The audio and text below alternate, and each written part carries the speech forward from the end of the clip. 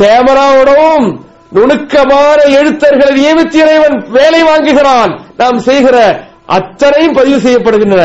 இந்த பதிவேடுகள் அல்லாஹ்வுடைய சன்னிதானத்தில் கொண்டு சமர்ப்பிக்கிறார்கள், அங்கே வைக்கப்படுகிறது.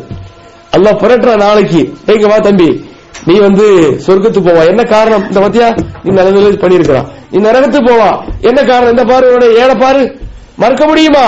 இன்ஷா அல்லாஹ் இந்த மறுமை கோட்பாடு என்பதை பற்றிய தகவல் நாளையும் தொடரும். ஏன்னா அவ்வளவு முக்கியமான ஒரு சப்ஜெக்ட். இதை பலர்கள் மறந்திருக்கிறார்கள், பலர்கள் தெரியாமல் இருக்கிறார். ஏதோ தொழுகிறார்கள் பலர்கள், நன்மை செய்கிறார்கள் பலர்கள், எதற்காக செய்கிறோம் இந்த மறுமைக்காக என்பதை பலர் புரியவில்லை. ஆகவே இன்ஷா அல்லாஹ் மறுமை கோட்பாடை பற்றிய தகவல்கள் நாளை தொடரும் என்று உங்களுக்கு நினைவுபடுத்தி இன்றைய நிகழ்ச்சியை நிறைவு செய்கிற பணிகளாக சொர்க்கத்தை பெற்று தருகிற செயல்பாடுகளாக மாற அல்லாஹ் நம் யாவருக்கும் நல்ல வாய்ப்பானாக என்று பிரார்த்திக்கிறேன். சுப்ஹானக அல்லாஹும்ம வ பிஹம்திக அஷ்ஹது அன் லா இலாஹா